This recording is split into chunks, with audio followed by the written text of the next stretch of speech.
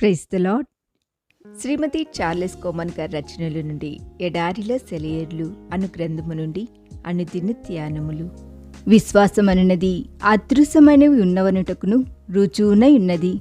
హెబ్రీయులకు రాసిన పత్రిక 11:1.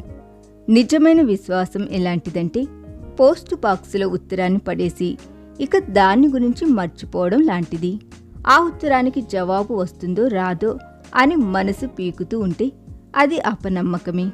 వారాల క్రితమే ఉత్తరం రాసేసి అడ్రస్ తెలియకు ఇంకా విశేషాలేమన్నా రాయాలా అనే సందిగ్ధంలోనో ఇంకా పోస్టు చేయని కొన్ని ఉత్తరాలు మన దగ్గర ఉండిపోతుంటాయి. వాటి వలన మనకి కానీ వాటిని అందుకోవాల్సిన వాళ్ళకి కానీ ఎలాంటి ప్రయోజనం లేదు. నేను వాటిని విడనాడి పోస్ట్ మ్యాన్ మీద నమ్మకముంచి పోస్టు చేస్తేనే తప్ప ఆ ఉత్తరాలకు అర్థం లేదు. నిజమైన విశ్వాసం ఇదే. మన స్థితిని దేవుని చేతికి అప్పగించాలి. అప్పుడు ఆయన తన పని మొదలు పెడతాడు. 37వ దావీదు కీర్తనలో ఓ మంచి మాట ఉంది. నీ మార్గమును యెహోవాకు అప్పగింపుము, నీవు ఆయనను నమ్ముకునుము, ఆయన నీ కార్యము నెరవేర్చును.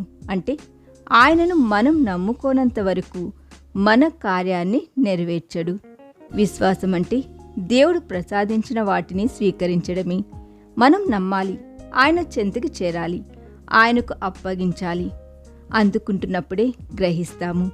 విధేయతతో వాటిని స్వీకరించేటప్పుడే మనకు అర్థమవుతుంది.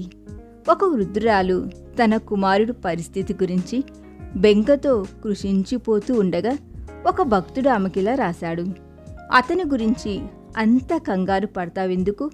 నువ్వు అతని కోసం ప్రార్థన చేశావు కదా, అతన్ని దేవునికి అప్పగించావు కదా, ఇక అతని విషయం ఆందోళన చెందవచ్చునా?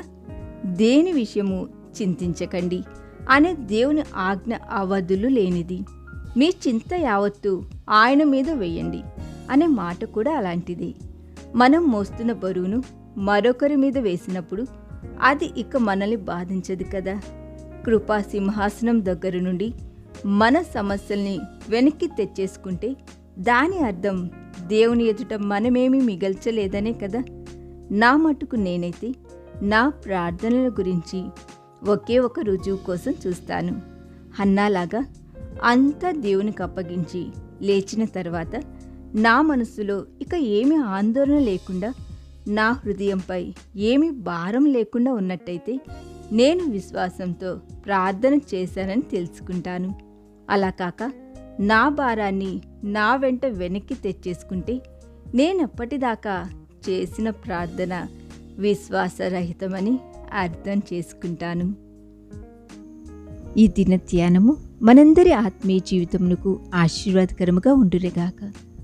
ఆమేన్.